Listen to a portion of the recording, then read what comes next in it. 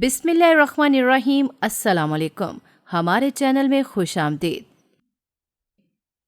آج کی نسل کے لیے پیسہ بہت ضروری ہے، جبکہ عورت ذات کے لیے ہر دور میں صرف عزت ضروری تھی اور ہے اور ہمیشہ رہے گی۔ عورت کے لیے عزت اس کا سب سے قیمتی گہنا ہوتا ہے، مگر مجھ سے ایک بہت بڑی غلطی ہو گئی تھی۔ میں نے اپنی عزت ہی داؤ پر لگا دی تھی، کیونکہ مجھ سے اب غربت مزید برداشت نہیں ہوتی تھی۔ میں اب پیسے کمانا چاہتی تھی اپنے بلبوتے پر، تاکہ اپنے ہر وہ شوق پورے کر سکوں جو ماں باپ میرے شوق پورے نہ کر سکے تھے۔ مگر میرا فیصلہ کتنا غلط تھا، یہ مجھ سے گناہ ہونے کے بعد مجھے علم ہوا۔ میں نے نادانی میں جو گناہ کیا وہ معافی کے لائق نہیں تھا، جس کی سزا میں آج تک بھگت رہی ہوں۔ ذلت اور رسوائی جھیل جھیل کر ماں باپ ساری زندگی بیٹیوں کی عزتیں بچاتے تھک جاتے ہیں، مگر کئی بیٹیاں جو میرے جیسی ہوں وہ 1 منٹ میں ماں باپ کی عزت کو پامال کر دیتی ہیں۔ پہلے کہاں میں اپنے گھر کی مہارانی ہوتی تھی، اور اب اس طوائف ہونے کی، ایک صرف طوائف جس کا کام اپنے گاہکوں کو خوش کرنا ہے، اور اس کے بدلے چند نوٹ میرے منہ پر مار دیے جاتے ہیں۔ جن خاکی کاغذوں کے لیے میں نے اپنی عزت کے بارے میں بھی پرواہ نہ کی، آج وہی خاکی کاغذ مجھے اپنے گلے کا پھندا لگتے تھے۔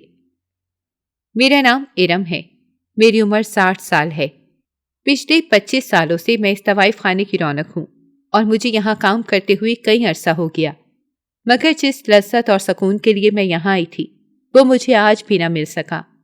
میرے اماں ابا ایک نہایت شریف خاندان سے تعلق رکھتے تھے۔ ابا مزدور تھے اور اماں گھریلو خاتون تھیں۔ میں اماں ابا کی اکلوتی اولاد تھی، جس کا مطلب تھا کہ سب لاڈ پیار صرف مجھ سے ہی کیے گئے تھے۔ میری ساری خواہشات پوری کرنے کی پوری کوشش کی گئی تھی۔ ابا مزدور تھے، اس لیے گھر کا خرچہ اور میرا خرچہ اٹھانا تھوڑا ان کے لیے مشکل تھا، مگر آج تک میں نے ان کے چہرے پر کبھی ایک شکن بھی نہیں دیکھی تھی۔ وہ مطمئن تھے، ان کے چہرے پر کبھی تھکاوٹ بھی نظر نہیں آئی تھی کہ کبھی تو وہ کام کر کے تھک جاتے ہوں۔ میں تھوڑی بڑی ہوئی اور سمجھ بوجھ آئی تو میں ہر بات پر اماں اور ابا کو کہتی کہ میری فلانی دوست کے ابا کے پاس تو اتنے پیسے ہیں، میری فلانی سہیلی کی اماں تو اتنا کماتی ہیں، تو پھر میری ساری خواہشات پوری کیوں نہیں ہوتی؟ مگر ابا ہمیشہ آگے سے یہی کہتے کہ فکر نہیں کرو، جلد ہی تمہاری ساری خواہشات پوری ہونا شروع ہو جائیں گی۔ میں کہیں اور بھی کام دیکھ رہا ہوں، جیسے ہی وہ کام بھی مل گیا تو تمہیں اور زیادہ چیزیں لا دیا کروں گا۔ مگر میں ابا سے ناراض ہو جاتی، اور یہی ان کی کمزوری تھی۔ وہ ہر چیز برداشت کر لیتے تھے، مگر میری ناراضگی ان سے کبھی برداشت ہوئی ہی نہیں تھی۔ وہ ہمیشہ کہتے تھے کہ تم مجھ سے میری جان مانگ لو، مگر مجھ سے ناراض نہ ہوا کرو، اور میں ہر مرتبہ یہی ابا کی کمزوری پکڑ لیتی، اور اسی طرح اپنے شوق پورے کرواتی اور اپنے خواہشات، بے شک وہ جائز ہوں یا ناجائز، سب پورے کرواتی۔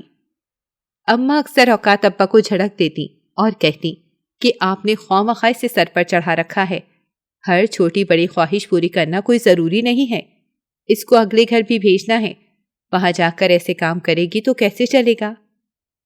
اماں کی باتیں مجھے بہت غصہ دلاتی تھیں۔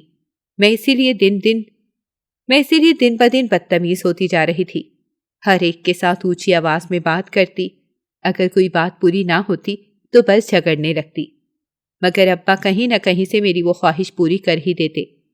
اماں کہتی دیکھ لیجئے گا، ایک دن اپنے انہی کاموں کی وجہ سے آپ بہت پچھتائیں گے۔ تو اب ماں کو کہتے کہ اگر دعا نہیں دے سکتی تو کم از کم بد دعا بھی نہ دو۔ اماں کہتی میں بد دعا نہیں دے رہی، لیکن آپ کو سمجھا رہی ہوں، ڈریں اس وقت سے، جب اس کی خواہشات پوری کرتے کرتے ہم لوگ اس دنیا سے چل بسیں گے، اور پھر اس کا اس دنیا میں کوئی نہیں رہے گا جو اس کی ساری خواہشات پوری کر سکے، اور پھر یہ اپنے ساتھ اور دوسرے لوگوں کے ساتھ کیا کرے گی آپ کو تو اندازہ بھی نہیں ہے۔ اس کو اتنا عادی نہ بنائیں کہ یہ اپنی خواہشات پوری کرنے کے لیے کسی بھی حد تک چلی جائے۔ اماں کی یہ باتیں تازیانے کی طرح مجھے چبھ رہی تھیں۔ میں نے اماں سے کہا، اماں خدا کے لیے بس کر دیں، آپ تو مجھے لگتا ہی نہیں ہے کہ کہیں سے میری اماں ہیں، آپ تو مجھے میری دشمن ہی لگتی ہیں۔ اماں نے میری اتنی بدزبانی سنی تو آؤ دیکھا نہ تاؤ اور میرے چہرے پر تھپڑ رسید کر دیا۔ میں تو بے یقینی سے اماں کو دیکھ رہی تھی، جنہوں نے آج تک مجھ پر ہاتھ نہیں اٹھایا تھا، لیکن آج انہوں نے مجھے تھپڑ مار دیا۔ अब्बा ने आकर मुझे प्यार मोहब्बत से मनाना चाहा, मगर मैंने इन्हें खुद से दूर कर दिया और कहा, नहीं, ज़रूरत नहीं है आप लोगों की, और ना ही आप लोगों के इस दिखावे की मोहब्बत की। अम्मा कहने लगी कि तुम्हें क्या हो गया है, हम तुम्हारे अपने हैं, कोई गैर तो नहीं है, तुम्हारी भलाई ही चाहेंगे। पता नहीं कहाँ कहाँ से तुम ऐसी बातें सीख लेती हो और हमारे सामने कह देती हो। तुम्हें अंदाज़ा भी नहीं होता कि तुम्हारे अल्फाज हम लोगों को कितना घायल कर देते हैं। खुदा के लिए अपने अल्फाज पर काबू रखो, ये ना हो कि तुम्हारी जुबान से निकले कोई भी अल्फाज तुम्हारे आगे आ जाएं। मैंने अब्बा की तरफ हैरानगी से देखा और कहा, आप देख रहे हैं आपकी बीवी मुझे बद्दुआओं पर बद्दुआएं दे रही हैं, मगर आप कुछ नहीं कर रहे। अब्बा ने भी अब की मर्तबा मुझे छिड़का और कहा कि शर्म आनी चाहिए तुम्हें, तुम अपनी माँ को माँ कहने से भी कतरा रही हो। मैंने कहा, अगर माएँ ऐसी होती हैं तो मुझे नहीं चाहिए माँ। अम्मा की आंखों में मेरी वजह से आंसू आ चुके थे, मगर मुझे किसी की परवाह नहीं थी।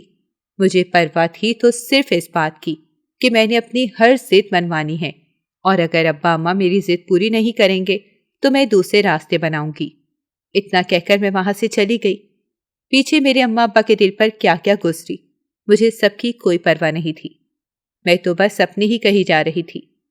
एक रात पानी पीने की गर्ज से मैं किचन में गई। वहां से मैं अपने कमरे में आ रही थी जब अब्बा और अम्मा के कमरे से अजीबोगरीब आवाजें आने लगी। तजस्सुस के मारे मैं भी कमरे के पास जाके खड़ी हो गई और दरवाजे पर कान लगा लिए। मुझे इतना भी ख्याल नहीं रहा कि वो मेरे अम्मा अब्बा का कमरा है और मुझे ऐसी हरकत नहीं करनी चाहिए, लेकिन वहां परवाह किसको थी। मैं तजस्सुस के मारे अम्मा अब्बा के कमरे के साथ कान लगाए इनकी बातें सुन रही थी, मगर मेरे रोंगटे खड़े हो गए जब अम्मा ने अब्बा से कहा कि अब जल्द अज जल्द इसके हाथ पीले कर देना चाहती हूँ। ये बहुत बदजुबान होती जा रही है और अब मैं मज़ीद इसकी बदजुबानी बर्दाश्त नहीं कर सकती। आपने तो इसे बहुत सर पर चढ़ा लिया है, अगले घर वालों को कैसे पूरा करेगी? ये तो हर दूसरे दिन तलाक लेकर घर आ जाएगी। तभी अब्बा ने कहा कि ऐसे अल्फाज अपने मुंह से ना निकालो। अब्बा की बात पर अम्मा कहने लगी, तो और क्या करूं? देखे हैं इसके काम, इसकी हरकतें देखी हैं। इसे किसी की भी परवाह नहीं कि कोई इसके लिए जी रहा है या मर रहा है, कोई इसके लिए कैसे कमा रहा है। इसे तो बस अपनी ख्वाहिशात पूरी करनी है। इसके लिए अगर आप अपनी जान भी आगे रख देंगे तो इसे फर्क नहीं पड़ेगा। अब्बा ने कहा कि मेरी जान इसी की है। तभी न जाने ऐसा क्या हुआ कि दोनों की तरफ खामोशी छा गई। मेरे दिल में अम्मा के लिए मजीद नफरत बढ़ गई। इस वक्त मेरी उम्र 15 साल थी। हम एक गांव में रहते थे। हमारा मकान बोसीदा सा था, या ये कहना बेहतर होगा कि पूरे गांव में सबसे पुराना मकान हमारा ही था। मैं अपनी सहेली को कभी भी अपने घर नहीं बुलाती थी क्योंकि मुझे शर्मिंदगी महसूस होती थी, और जब इस बात का जिक्र अब्बा से करती तो अम्मा हमेशा कह देती कि जितना है इस पर शुक्र अदा करना सीखो, वरना जिंदगी जहन्नुम बन जाएगी। लेकिन मैं अब्बा से कहती कि अब्बा मेहरबानी करके इस घर को तुड़वाकर नया घर बनवा लें। अम्मा मुझे छिड़क देती और कहती कि इतना आसान है क्या नया घर बनाना? इतना ही आसान है तो कमाओ 2 दिन और फिर अपनी मर्जी का घर बना लेना। घर बनाना इतना आसान नहीं है, लेकिन जब तक हम जिंदा हैं तो तुम्हें इस घर में रहना होगा और ऐसे ही रहना होगा। हम इस घर को बिल्कुल भी हाथ नहीं लगाएंगे और ना ही इसको ठीक करवाएंगे। मैं अम्मा के आगे चीख पड़ती और कहती, आपको आखिर मुझसे क्या मसला है? क्यों आप मुझे ज़हनी अज़ियत देती हैं? आखिर मैंने आपका बिगाड़ा क्या है? काश आप मेरी माँ ना होती। मैं अपनी माँ के आगे इतने बड़े बड़े अल्फाज बोल देती थी, लेकिन ये भूल गई थी कि मेरे ही अल्फाज मेरे आगे आ सकते हैं और मुझे मुसीबत में डाल सकते हैं। अगर मैं जान जाती कि मैं कितनी बड़ी मुसीबत में फंसने वाली हूँ तो मैं कभी भी अम्मा और अब्बा के साथ ऐसे बदजुबानी ना करती। ये बात हकीकत है कि हम जो होते हैं वही बोते हैं वही काटते हैं।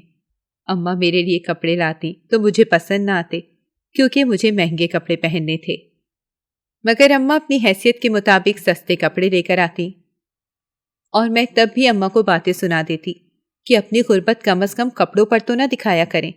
खाने पीने में तो आपने हर तरह की गुर्बत दिखा दी, अब कम अज कम उतारने पहनने में तो कंजूसी मत किया करें। अगर मौसम के 2 जोड़े आपने बना ही देने होते हैं तो कम अज कम वो तो महंगे और अच्छे बना दिया करें। अम्मा ने मेरे आगे वो सूट फेंके और कहने लगी, तुम्हें तो पूरी दुकान भी लाकर दे दूं تب بھی تمہارے منہ سے کبھی شکر نہیں نکلے گا۔ اتنی ناشکری اچھی بات نہیں ہے، خدا ناراض ہوتا ہے، اسے ناراض مت کرو۔ میں تمہیں بار بار سمجھا رہی ہوں، ناشکری مت کرو۔ اگر اللہ نے تم سے تمہارا سب کچھ چھین لیا تو تم خالی ہاتھ رہ جاؤ گی، تمہارے پاس کچھ نہیں رہے گا۔ اور یہ میں تمہیں بد دعا نہیں دے رہی ہوں، بلکہ تمہیں سمجھانے کی کوشش کر رہی ہوں۔ اتنی بڑی ہو گئی ہو مگر عقل ابھی تک نہیں آئی۔ ایسا نہیں تھا کہ ہمارے گاؤں میں اور غریب لوگ نہیں تھے، کچھ ایسے غریب لوگ بھی تھے جو ہم سے زیادہ متوسط گھرانے سے تعلق رکھتے تھے۔ اماں چونکہ مجھے زیادہ تر باہر نہیں نکلنے دیتی تھی، ان کا کہنا تھا کہ میں باہر پھر کر زیادہ بد زبان ہو گئی ہوں، اسی لیے اب وہ مجھے گھر پر ہی رکھتی تھی، اور جب میں کبھی باہر نکل جاتی تو میرے ساتھ جاتی۔ ایک روز میں اماں سے چھپ کر گھر سے نکل گئی تاکہ اپنی سہیلی سے مل سکوں۔ وہ مجھ سے بھی زیادہ غریب تھی۔ میں اسے ملنے گئی، مگر میری حیرت کی انتہا نہ رہی جب اس کے گھر پر تالا لگا دیکھا۔ مجھے کافی حیرت ہوئی۔ میں نے آس پاس کے پڑوس سے جب پوچھا کہ میری سہیلی کہاں گئی ہے تو وہ کہنے لگے کہ تم نہیں جانتی، تمہاری سہیلی 18 سال کی ہو چکی تھی، اب تو وہ بہت امیر ہے اور شہر میں رہتی ہے۔ میری آنکھیں حیرت سے پھٹ گئیں کہ یہ کیا تھا، یہ کیسا معجزہ تھا۔ میں نے اس سے کہا، کیسے ممکن ہے، ان کے گھر تو 2 وقت کی روٹی نہیں ملتی تھی، پھر ایسا کیا ہو گیا کہ وہ اتنی امیر ہو گئی کہ شہر پہنچ گئی؟ تبھی پڑوسن نے کہا کہ ارے اس کی بڑی بہن 18 سال کی ہو چکی تھی، اور پھر ہمارے علاقے کا چودھری جو ہے، اس کا جو کام ہے، لڑکیاں کیسے نہ امیر ہوں، مگر توبہ توبہ ان کو اپنی عزت کی بھی کوئی پرواہ نہیں ہے۔ ناجائز کاموں میں پڑھ کر اگر امیری ہاتھ بھی آ جاتی ہے تو کیا فائدہ اس امیری کا؟ مجھے اس عورت کی باتوں کی سمجھ نہ آئی۔ میں نے کہا کہ ماسی کیا کہہ رہی ہو، اس بات کا کیا مطلب ہے، اور کون سی چودھری کی بات کر رہی ہو؟ تبھی وہ عورت کہنے لگی، ارے ہمارے علاقے کا وہ امیر چودھری، جب لڑکی 18 سال کی ہو جاتی ہے تو وہ اپنے گھر لے جاتا ہے اسے اس کی رضامندی کے ساتھ، اور پھر اس کے ساتھ توبہ توبہ ایک رات گزارتا ہے، اور پھر اسے ڈھیر سارے پیسے دے کر گھر سے روانہ کر دیتا ہے۔ میں نے اس عورت کی بات سنی اور شرم سے سر جھکا لیا۔ جو بھی تھا، کم از کم عزت کے معاملے میں تو انسان کسی پر بھی بھروسہ نہیں کر سکتا، اور پھر ایک رات کسی کے ساتھ گزارنا، یہ تو بہت ہی بڑا گناہ تھا۔ خدا کا شکر تھا کہ مجھ میں ابھی تک اس بات کی عقل تھی کہ مجھے کس کام میں پڑنا ہے اور کس کام میں نہیں۔ میں اس کی باتیں سنتی گھر آ گئی۔ سارا دن میرے دماغ میں صرف اس عورت کی باتیں ہی چل رہی تھیں کہ 18 سال کی عمر کے ہونے کے بعد وہ لڑکی کو اپنے ساتھ لے جاتا ہے، اس کے ساتھ ایک رات گزارتا ہے، اور پھر لڑکی بہت امیر ہو جاتی ہے۔ مجھے اکثر اوقات سننے میں تو آیا تھا، مگر اماں کی سختی کی وجہ سے میں کبھی سمجھ ہی نہیں پائی تھی کہ آخر ماجرا کیا ہے۔ اگر کوئی عورت اماں کے ساتھ آ کر ایسی کوئی بات کرتی تو اماں مجھے وہاں سے اٹھا دیتی اور کہتی کہ تم کو کتنی مرتبہ سمجھایا ہے کہ جب کوئی 2 بڑے بات کر رہے ہو تو وہاں پر مت جم جایا کرو، اٹھ جایا کرو، ہر بات تمہارے سننے والی نہیں ہوتی۔ اکثر اوقات تو پاس بیٹھی عورتیں کہہ دیتی ہیں کہ ارے بچی ہے، سے کیا سمجھ ہوگی، بیٹھی رہنے دو، ہم تو آہستہ آہستہ باتیں کر رہے ہیں۔ مگر اماں نے کبھی بھی اس بات پر کوئی رسک نہیں لیا تھا۔ وہ کہہ دیتی کہ نہیں، بچی ہے تو کیا ہوا، جوان بھی تو ہونا ہے، اور بچوں کے دماغ میں جو ایک مرتبہ بات ڈال دی جائے وہ کہاں ساری زندگی باہر نکلتی ہے۔ اسی لیے میں کسی بھی صورت اپنی بچی کا معصوم دماغ خراب نہیں کروں گی۔ ارے بچوں نے تو ابھی پڑھنا ہے، ان کے دماغوں میں نہ جانے کون کون سے ابھی اور سوالات ہوں گے جن کے جوابات دیتے ہوئے ہمیں شرمندگی محسوس ہوگی۔ اس پر ایسی باتیں اگر بچوں کے دماغ میں ڈال دی جائیں تو ان کے دماغوں پر کیا اثر پڑے گا؟ مگر آج جو مجھے خبر ملی تھی اس نے تو میری زندگی ہی ہلا دی تھی۔ مجھے اب خوف بھی محسوس ہو رہا تھا کہ اگر اس عورت نے اماں سے بات کر دی کہ اس نے مجھے تو راز بتا دیا ہے جس سے اماں مجھے ہمیشہ چھپا کر رکھتی تھی، تو اماں میرا کیا حال کریں گی؟ ہمارے علاقے کا چودھری روز رات ایک ایسی لڑکی کے ساتھ گزارتا جو 18 سال کی ہو جاتی، اور اس کے بعد وہ لڑکی بہت امیر ہو جاتی۔ میں پورا ہفتہ اسی ڈر کے ساتھ دن رات گزارتی رہی، مگر خدا کا شکر تھا کہ اس عورت نے اماں کو کچھ نہیں بتایا، اور ہفتہ گزرنے کے بعد میرا بھی دماغ اس خیال سے خالی ہو چکا تھا، مجھے بھی سب بھول گیا تھا، یا یہ کہنا بہتر ہوگا کہ میں نے بھی نظر انداز کر دیا۔ اب میں اس بات کی فکر نہیں کر رہی تھی عید سر پر تھی مگر ابا کو ابھی تک تنخواہ نہ ملی تھی، اور مجھے اس بات پر بہت غصہ تھا کہ ابا نے ابھی تک مجھے عید کے کپڑے نہیں لے کر دیے۔ میں نے ابا سے کہا کہ ابا مجھے آج ہی عید کے کپڑے بنوانے ہیں، تو ابا کہنے لگے کہ بس کچھ دن اور انتظار کر لو، تمہیں عید سے پہلے پہلے کپڑے لے دوں گا۔ کچھ وجوہات کی وجہ سے میری تنخواہ روک لی گئی ہے، امید ہے کہ 1-2 دن میں مجھے تنخواہ مل جائے گی، مگر میں نے تو وہاں پر ہی واویلا مچا دیا۔ میں نے اونچا اونچا رونا شروع کر دیا اور کہا کہ یہی آپ لوگوں کی محبت ہے، آپ لوگ میرے لیے اتنا بھی نہیں کر سکتے کہ عید پر نئے کپڑے ہی دلوا دیں۔ اماں تو حیرت سے مجھے دیکھنے لگی اور کہنے لگی کہ شرم آنی چاہیے، تو میں اس بات پر کہتے ہوئے کوئی ایسا تہوار نہیں گزرا۔ اماں تو حیرت سے مجھے دیکھنے لگی اور کہنے لگی کہ شرم آنی چاہیے تمہیں، ایسی بات کہتے ہوئے کوئی ایسا تہوار نہیں گزرا جس پہ تمہاری پسند کا خیال نہ رکھا گیا ہو، کوئی ایسی عید گزری ہے جس پہ تم نے نئے کپڑے نہ پہنے ہو۔ تم بات کرتے ہوئے بالکل نہیں سوچتی کہ کس انداز میں اور کس لہجے میں بات کر رہی ہو۔ ابا نے ماحول گرم ہوتے ہوئے دیکھا تو مجھے اشارہ کر کے چپ رہنے کا کہا، اور میں ابا کے اشارے پر تن فن کرتی ہوئی اندر بھاگ گئی اور بستر پر اوندھے منہ لیٹ کر رونے لگی۔ اماں کو لے کر میرے دماغ میں مزید بدگمانی آ گئی تھی۔ مجھے ہمیشہ یہی لگتا تھا کہ اماں میری خوشیاں چاہتی ہی نہیں ہیں، شاید میں ان کی سگی اولاد ہی نہیں تھی۔ نہ جانے کیوں اماں ہر وقت کنجوسی کرتی رہتی ہیں۔ کاش کہ اس وقت میں اماں کی جگہ پر رہ کر سوچتی۔ میری خواہشات دن بدن بڑھتی جا رہی تھی۔ ابا عید کے کپڑے لے کر دیتے تو اس کے بعد ایک نئی خواہش میرے اندر جنم لے لیتی۔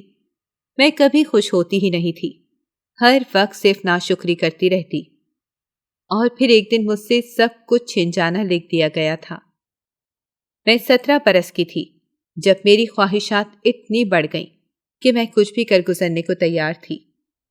ابا کی حالت کام کر کر کے دن بدن بگڑتی جا رہی تھی، وہ دن بدن کمزور ہوتے جا رہے تھے۔ اماں اکثر کہتی کہ اسی دن سے میں ڈرتی تھی کہ تمہارے ابا تمہاری خواہشات پوری کرتے کرتے اس حالت کو پہنچ جائیں گے، مگر تمہیں تو میرے کہے کا اثر ہی نہیں ہوتا، اور تمہیں اب بھی کوئی فرق نہیں پڑتا تمہاری بلا سے ہم جئیں یا مرے۔ تمہاری تو اب بھی خواہشات پوری ہونی چاہیے، ورنہ تم تو کچھ بھی کر گزرو گی۔ تبھی میں اماں کے آگے ٹوٹ کے پڑ گئی اور کہا کہ آپ لوگوں نے میرے لیے کیا ہی کیا ہے، ساری عمر تو غریبی میں گزار دی، غربت نے ہمارا ساتھ چھوڑا ہی کب جو اپنی ساری خواہشات پوری کر لیتی۔ میری باتیں سن کر اماں رونے لگیں اور کہنے لگی کہ ڈرو خدا سے، تمہیں تو خدا کا خوف بھی نہیں رہا۔ اگر میں نے اماں کی باتوں کو نظر انداز کر دیا، ابا کو بیمار ہوئے 1 ہفتہ ہو چکا تھا اور وہ 1 ہفتے سے کام پر بھی نہیں جا رہے تھے، گھر میں فاقے ہونے لگے تھے۔ اس بات پر بھی میں اماں کو کھڑی کھوٹی سنا دیتی کہ اب تو گھر میں 2 پکی روٹی کھانا بھی حرام ہو چکا ہے۔ ایک روز اماں نے میرا ہاتھ پکڑا اور مجھے گھر سے باہر نکال دیا اور کہا کہ سارا دن اپنے ابا کی طرح محنت مزدوری کر کر پیسے کما کر لاؤ، تبھی تمہیں روٹی ملے گی اور تمہاری ساری خواہشات بھی پوری ہوں گی۔ میں تو حونک بنی اماں کو دیکھ رہی تھی۔ اماں نے تبھی میرے منہ پر دروازہ بند کر دیا اور اندر چلی گئیں۔ میں باہر کھڑی دروازہ کھٹکھٹاتی رہی، مگر اماں نے میری ایک بھی پکار نہ سنی اور کان بند کر کے اندر بیٹھی رہی۔ مجھے اماں پر بہت غصہ آ رہا تھا، میرا دل چاہ رہا تھا کہ اماں کو گھر سے نکال دوں۔ میں اس قدر بزدل ہو چکی تھی اور میرا دماغ اس قدر خراب ہو چکا تھا کہ مجھے بڑے چھوٹے کی تمیز ہی بھول گئی تھی۔ میں پورا دن باہر رہی اور پھر تھک ہار کر اپنی ایک سہیلی کے گھر چلی گئی اور اس کو کہا کہ آج کی رات مجھے یہاں پر رکھ لو، کل صبح ہوتے ہی میں یہاں سے چلی جاؤں گی۔ میں 18 سال کی ہونے والی تھی، مجھ میں پیسے کا لالچ بڑھتا ہی جا رہا تھا۔ اتنا لالچ مجھے کہاں لے جائے گا مجھے اندازہ ہی نہیں تھا، بس میں پیسے کمانا چاہتی تھی اور ڈھیر سارے پیسے لینا چاہتی تھی جس سے میں اتنے جوڑے کپڑوں کے پہن سکوں اور طرح طرح کے لذیذ پکوان کھا سکوں۔ مگر وہ کہتے ہیں نا کہ ہر لذت کی انتہا بیزاری ہے، میں بھی اپنی زندگی سے بیزار ہونے ہی والی تھی۔ مجھے پورا 1 ہفتہ ہو چکا تھا اپنی سہیلی کے گھر رہتے ہوئے، مگر اس نے ابھی تک مجھے گھر سے جانے کے لیے نہیں کہا تھا۔ میں تو اس کی بہت شکر گزار تھی کہ اس نے مجھے اپنے گھر میں رکھ لیا اور میرا اتنا لحاظ بھی کر رہی ہے۔ اس کی اماں بھی ایک اچھی خاتون تھی، اس نے بھی ابھی تک مجھ سے کچھ نہیں پوچھا تھا۔ ایک شام سر درد ہونے کی وجہ سے میں کچن میں چائے بنانے جا رہی تھی جب میں نے اپنی سہیلی اور اس کی ماں کی باتیں سن لی، مگر باتیں سننے کے بعد میرا دل کیا کہ میں زمین کھلے اور اس میں دفن ہو جاؤں۔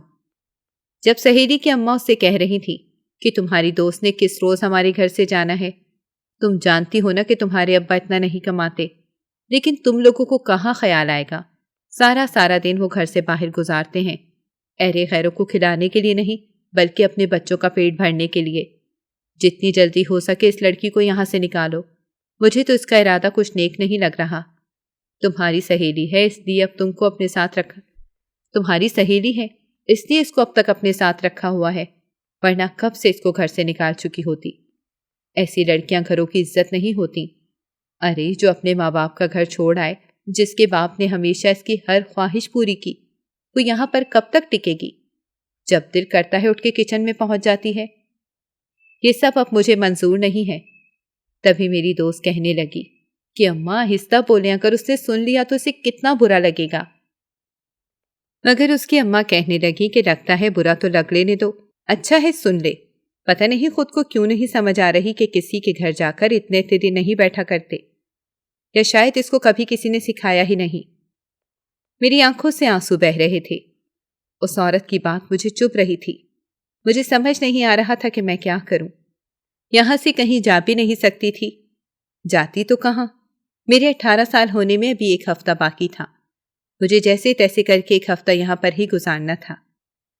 میری ایک اور سہیلی تھی جس کا گھر میرے گھر کے پاس ہی تھا، مگر میں وہاں نہیں جا سکتی تھی کیونکہ ان لوگوں کے گھر تو 2 وقت کی روٹی بھی نہیں پکتی تھی۔ وہ میرا خرچہ کہاں سے اٹھاتے؟ مجھے روٹی کہاں سے کھلاتے؟ میں نے سوچ لیا تھا کہ میں حویلی چلی جاؤں گی، مگر 3 دن گزرے کہ میری اماں مجھے ڈھونڈتے ہوئے میری سہیلی کے گھر آ گئیں اور کہنے لگیں کہ بیٹا ماؤں سے اتنی دیر ناراض نہیں رہتے اور نہ ہی مائیں بیٹیوں سے اتنی دیر ناراض رہتی ہیں، چلو گھر چلو، تمہارے ابا تمہارا انتظار کر رہے ہیں۔ مگر میں نے اماں سے کہہ دیا کہ مجھے کہیں نہیں جانا۔ اب اماں کے اوپر بھی تو ٹانگ رکھنی تھی۔ اگر چپ کر کے چلی جاتی تو انہیں لگتا کہ شاید میں گھر ہی آنا چاہتی تھی، لیکن میں دل ہی دل میں دعا بھی کر رہی تھی کہ اماں کو اس بات کا علم نہ ہو کہ میں یہاں سے جانے والی تھی اور وہ مجھے گھر لے جائیں۔ اماں نے میرا ہاتھ پکڑا اور کہا کہ بس کرو، اب اتنی بھی مہارانی مت بنو، چلو گھر چلتے ہیں۔ میں اماں کے ساتھ اپنا بوریا بستر اٹھا کر گھر آ گئی۔ آتے ہوئے میں نے آنٹی کا شکریہ ادا کیا اور کہا کہ بہت شکریہ، آپ نے اتنی دیر مجھ پر خرچ کیا، میں آپ کا یہ احسان ساری زندگی نہیں بھولوں گی اور جتنی جلدی ہو سکے گا یہ احسان چکا بھی دوں گی۔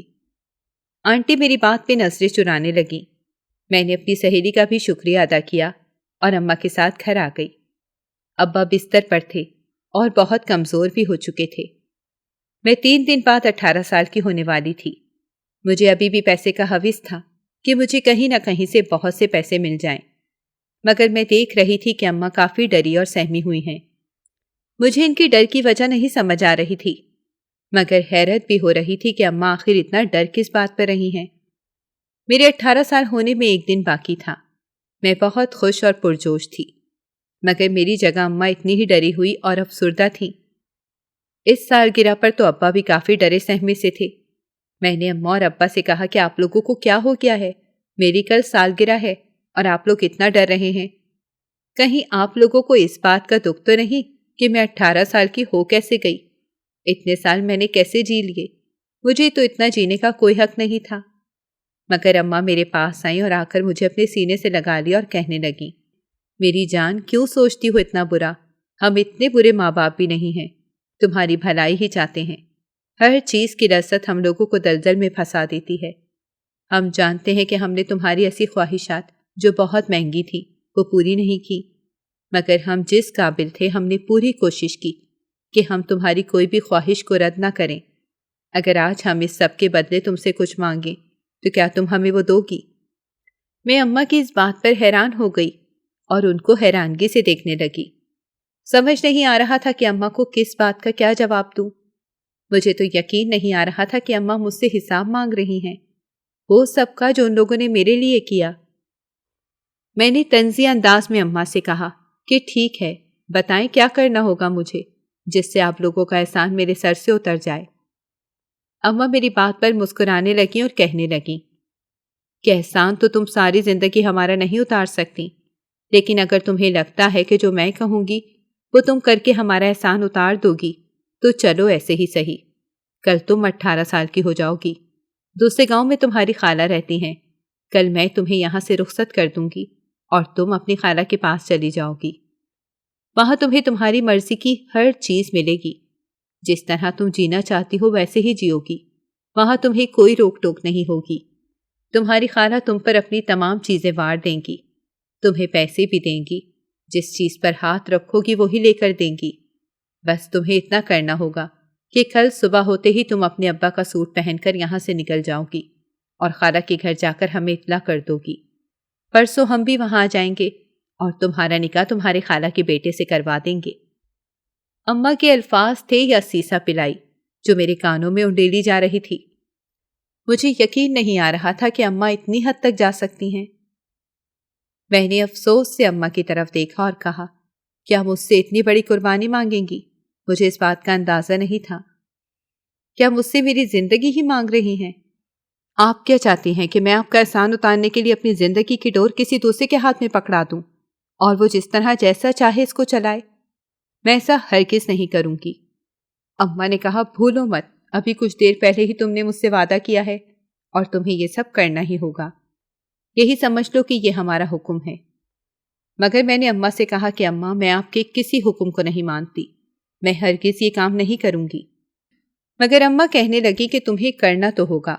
رات ایسے ہی گزر گئی، مجھے اگلی صبح کا انتظار تھا۔ میں بھی اسی انتظار میں تھی کہ کب 18 کی ہوں اور چودھری کی حویلی جاؤں، پھر میں بھی امیر ہو جاؤں گی۔ میں 18 کی ہوئی تو اماں کو ڈر تھا کہ نہ جانے کب میری باری آ جائے۔ ایک دن اماں نے مجھے ابا کے کپڑے پہنا کر گھر سے نکال دیا اور کہا کہ کہیں پہ بھاگ جاؤ، اپنی خالہ کے گھر چلی جاؤ اگر عزت بچانی ہے تو۔ مجھے رخصت کرتے ہوئے اماں کی آنکھوں میں آنسو تھے، مگر مجھے وہ آنسو نظر ہی نہیں آئے۔ میرے دل میں تو لڈو پھوٹ رہے تھے کہ میں کب حویلی پہنچوں گی۔ حویلی ہمارے گھر سے کچھ دوری پر تھی۔ اماں نے مجھے بڑی سی چادر میں لپیٹا اور کہا کہ چلی جاؤ خالہ کے گھر، چلی جاؤ اور وہاں جا کر ہمیں اطلاع کر دینا۔ اماں کے تو وہم و گمان میں بھی نہیں تھا کہ میں کیا سوچے بیٹھی ہوں۔ تبھی میں اماں کو الوداع کہہ کر وہاں سے نکل آئی، لیکن میں کہیں اور جانے کے بجائے خود ہی حویلی چلی گئی۔ حویلی میں داخل ہوتے ہی مردان خانے میں چودھری بیٹھا ہوا تھا جو اکیلا تھا۔ میں اس کے پاس گئی اور اس کے قدموں میں بیٹھ گئی۔ وہ مجھے دیکھ کر حیران ہوا، خاص طور پر میرے حلیے پر۔ میں بہت خوبصورت تھی، تیکھے نئے نقش، سفید رنگت، اس پر جوانی کا نیا نیا روپ۔ کوئی بھی مجھے دیکھتا تو ایک مرتبہ دیکھتا ہی رہ جاتا، اور یہی حال چودھری کا بھی ہوا تھا، جو میں جانتی تھی کہ چودھری کا بھی یہی حال ہوگا۔ میں نے اس کے پاؤں پکڑ لی اور کہا کہ میں اب 18 کی ہوں اور آج رات یہیں گزاروں گی۔ پہلے تو میری بات پر وہ کافی حیران ہوا اور پھر اونچا اونچا ہنسنے لگا اور کہنے لگا کہ پہلی مرتبہ ایسا ہوا ہے کہ کوئی مچھلی خود میرے جال میں آ کر پھنس گئی ہے۔ تو جانتی بھی ہے کہ یہاں رات گزارے گی، تو رات کو تیرے ساتھ کیا ہوگا؟ میں نے ہاں میں سر ہلا دیا۔ مجھے بالکل بھی خوف محسوس نہیں ہو رہا تھا۔ میں نے اسے کہا کہ ہاں میں جانتی ہوں، مگر اس کے بدلے تمہیں مجھے امیر کرنا ہوگا۔ تو میرے سر پر ہاتھ پھیر کر کہنے لگا کہ ٹھیک ہے، میں تمہیں امیر کر دوں گا۔ اس کا ہاتھ پھیرنا بہت عجیب تھا۔ مجھے ایک منٹ کے لیے الجھن محسوس ہوئی اور دل کیا کہ وہاں سے بھاگ جاؤں، مگر پھر دل میں پیسے کی لالچ آ گئی جس نے مجھے اندھا کر دیا۔ لیکن جو ہی رات کے 12 بجے تو جان نکل گئی جب کمرے میں چودھری داخل ہوا۔ اس کا انداز بہت عجیب تھا، اس کی آنکھوں سے ہوس ٹپک رہی تھی، وہ مجھے عجیب نظروں سے دیکھ رہا تھا۔ مجھے اب اس سے کوفت ہونے لگی تھی۔ میرا دل چاہ رہا تھا کہ میں یہاں سے نکل جاؤں، مگر چودھری آہستہ آہستہ میرے پاس آنے لگا اور آ کر کہنے لگا کہ تم تو سونے کی چڑیا ہو، آج میری رات تو بہت پرسکون ہوگی۔ میں اس کی بات پر دنگ رہ گئی۔ اب مجھے اپنی کی گئی غلطی پر بہت افسوس ہو رہا تھا کہ میں نے یہ کیا کر دیا۔ مجھے یہاں نہیں آنا چاہیے تھا۔ میرے اماں ابا تو اس انتظار میں ہوں گے کہ کب میں دوسرے گاؤں پہنچوں اور جا کر اماں سے رابطہ کروں۔ مگر وہ رابطہ ہمیشہ کے لیے منتقع ہو گیا اور میں نے کبھی بھی اماں سے رابطہ نہ کیا۔ اس رات جو مجھ پر گزری میں وہ الفاظ میں بیان کر ہی نہیں سکتی۔ میں نے ساری رات تکلیف میں گزاری، مجھ پر ساری رات ظلم ہوتا رہا، میں چیختی رہی، چلاتی رہی، مگر مجھ پر کسی کو ترس نہ آیا، اور آتا بھی کیوں؟ میں خود چل کر وہاں پر گئی تھی، اپنی موت کو خود اپنے گلے میں باندھا تھا۔ آخر کو میرے ساتھ یہی سب ہونا تھا جو میں کر کے آئی تھی۔ اپنے اماں ابا کا دل دکھایا، ان کو نہ جانے کیا کیا سنایا۔ میرے ساتھ تو یہی سب ہونا تھا۔ میں ٹوٹی کانچ کی گڑیا کی طرح بکھر گئی تھی اور مجھے سمیٹنے والا کوئی نہیں تھا۔ اگلی صبح چودھری نے مجھ پر چادر ڈالی اور اپنے ایک بندے کو اپنے کمرے میں بلایا۔ اس نے جب مجھے ایسی حالت میں دیکھا تو میرا دل چاہا کہ زمین کھلے اور میں زمین میں دفن ہو جاؤں۔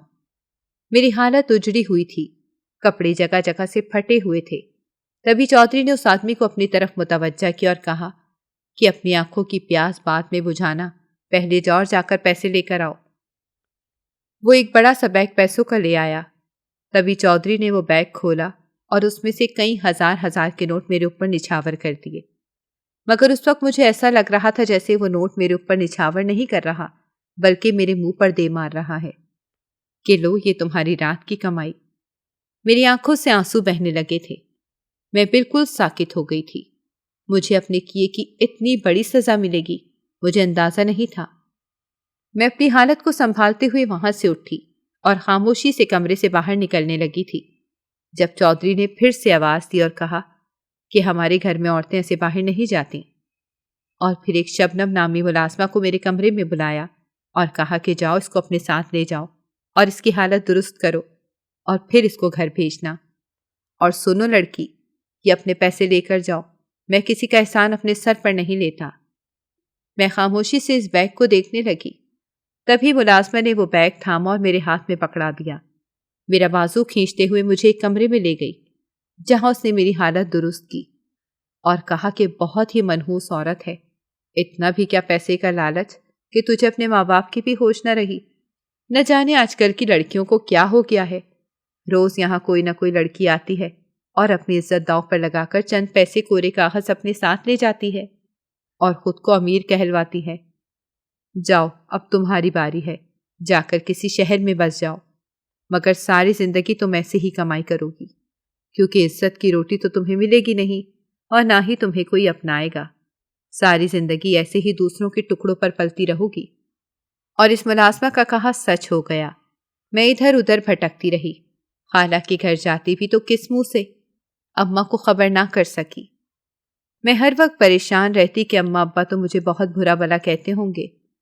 میں دن رات پھوٹ پھوٹ کر روتی رہتی، کبھی کبھار فٹ پاتھ پر دن گزارتی اور راتیں گزارنے کے لیے چھت تلاش کرتی۔ ایک روز میں فٹ پاتھ پر بیٹھی رو رہی تھی جب ایک عورت میرے پاس آئی اور کہنے لگی، تمہیں کئی دن ہو گئے ہیں یہاں پر بیٹھے دیکھا ہے، کیا ہوا ہے، کہاں سے آئی ہو، تمہارا کوئی گھر بار نہیں؟ تو میں روتے ہوئے سے کہنے لگی کہ نہیں، میرا کوئی گھر نہیں ہے، مجھے چھت کی ضرورت ہے۔ تبھی وہ دیکھ کر مجھے مسکرانے لگی اور کہنے لگی، کافی حسین ہو، چلو تجھے ایک جگہ دکھا دیتی ہوں جہاں پر تجھے نہ صرف چھت ملے گی بلکہ کھانے کو روٹی بھی دی جائے گی، بس تجھے ان کا کچھ کام کرنا ہوگا۔ میں جلدی سے مان گئی اور کہا کہ ٹھیک ہے، میں اس کا سب کام کروں گی، بس مجھے اس گھر میں لے جاؤ، میں اس گھر کی صفائی تک کر دیا کروں گی۔ تو وہ ہنسنے لگی اور کہنے لگی، نہیں، صفائی نہیں کرنی، کام تو کچھ اور ہے، لیکن مجھے لگ رہا ہے کہ تو پیسے کی خاطر کر لے گی۔ اس نے تو کوئی عام سے الفاظ بولے تھے، مگر مجھے ایسے لگا جیسے وہ مجھے گالی دے رہی ہے کہ میں پیسے کی خاطر کسی بھی حد تک گر سکتی ہوں۔ شاید میرے چہرے پر لکھ دیا گیا تھا کہ میں پیسے کی لالچ میں ہر چیز کرنے کو تیار ہوں۔ یہ میرے لیے بہت شرمندگی کا باعث تھا۔ میں خاموش ہو گئی اور اس کے ساتھ چلنے لگی۔ اس کے ساتھ چلتے چلتے مجھے آدھا گھنٹہ ہو گیا تھا۔ اب میرے پیر درد کرنے لگے تھے۔ میں نے اس عورت سے کہا کہ کیا ہم یہاں پر کچھ دیر بیٹھ کر سکون کا سانس لے سکتے ہیں؟ ہم پچھلے آدھے گھنٹے سے چل رہے ہیں۔ تو وہ کہنے لگی کہ ہاں ہاں لے لو، اور چلنے میں کیا مسئلہ ہے، ساری رات تجھے لیٹ کر تو گزارنی ہے۔ میں خوش ہو گئی کہ شکر ہے رات تو سکون سے گزرے گی۔ میرے ہاتھ میں ابھی بھی وہ پیسوں کا بیگ تھا جن میں سے کچھ پیسے نکال کر میں کھا لیتی۔ اگر اب مجھے کرائے کا ایک گھر ہی چاہیے تھا اور کام کرنے کے لیے نوکری، مگر اس عورت کا کہنا تھا کہ نوکری اور گھر دونوں ہی ایک جگہ پر ہی مل جائیں گے۔ میں خوشی خوشی اس کے ساتھ چل رہی تھی جب وہ مجھے ایک بڑی سی حویلی میں لے آئی۔ وہ بڑی سی حویلی بہت عجیب طرز سے بنی ہوئی تھی، رنگ برنگے دروازے تھے اور وہاں اور بھی بہت سی عورتیں تھیں جن کا پہناوا بہت عجیب تھا۔ مجھے ان کا پہناوا دیکھ کر ایک عجیب سی الجھن محسوس ہوئی۔ میں نے اپنے ساتھ چلتی عورت کا ہاتھ مضبوطی سے تھام لیا تو میری طرف دیکھ کر مسکرانے لگی اور کہنے لگی، گھبراؤ نہیں، یہ بھی تمہارے جیسی ہی عورتیں ہیں، بے سہارا۔ یہاں کی مالکن نے ان کو بھی سہارا دیا ہے اور وہ تمہیں بھی سہارا دے دیں گی، اس میں پریشانی کی کیا بات ہے؟ اور پھر اس رات کے بعد میں کبھی بھی وہ زندگی جی نہیں پائی جو میرے ماں باپ نے مجھے دی تھی۔ آج میں اس زندگی کو یاد کر کے پھوٹ پھوٹ کر روتی تھی۔ 25 سال یہاں پر گزارنے کے بعد مجھے اندازہ ہوا کہ میں کیا کچھ کھوائی ہوں۔ ایک مرتبہ تک خود میں اس دلدل میں گئی، مگر اب کی مرتبہ مجھے اس دلدل میں پھینک ہی دیا گیا تھا جہاں سے نکلنا ناممکن تھا۔ مجھے ایک طوائف کے کوٹھے پر بٹھا دیا گیا تھا جہاں ہر رات میں رقص کیا کرتی تھی۔ رقیہ بائی کا یہ کوٹھا میری وجہ سے ہی پر رونق ہونے لگا تھا۔ ہر کوئی میرا رقص دیکھنے کے لیے بےتاب رہتا تھا، ہر کوئی میری امید میں لگا رہتا تھا، مگر میں نے بائی کو صاف الفاظ میں کہہ دیا تھا کہ میں صرف رقص کیا کروں گی، اور وہ بھی میری بات مان گئی تھی، جس کے بدلے وہ مہینے کے مجھے پیسے دیتی، 2 وقت کی روٹی دیتی۔ مگر آج اس سب سے مجھے سخت نفرت تھی۔ آج میرا دل چاہتا تھا کہ میں اپنے ماں باپ کے پاس واپس چلی جاؤں اور وہ جو مجھے روکھی سوکھی روٹی دیں تو میں بسم اللہ پڑھ کر شروع کروں اور الحمدللہ کہہ کر ختم کر دوں۔ مجھے ناشکری کی سزا مل گئی تھی، میں نے کبھی بھی شکر ادا نہیں کیا تھا، اس لیے رب نے مجھ سے سب کچھ چھین لیا۔ وہ واپس لے لیتا ہے جس کو اس کے دیے کی قدر نہیں ہوتی۔ میں نے بھی اس کے دیے ہوئے کی قدر نہ کی تھی، اسی لیے اس نے مجھ سے سب واپس لے لیا کیونکہ وہ مجھ سے ناراض ہو گیا تھا۔ میں نے اس کے دیے گئے تحفے کا احترام تک نہ کیا، میں نے اس کے دیے گئے تحفے کا احترام تک نہ کیا۔ ناظرین، اگر آپ کو ہماری کہانی اچھی لگی ہے تو ویڈیو کو لائک کریں، شیئر کریں اور ہمارے چینل کو سبسکرائب کریں۔ اگلی ویڈیو تک اجازت دیں۔ اللہ حافظ۔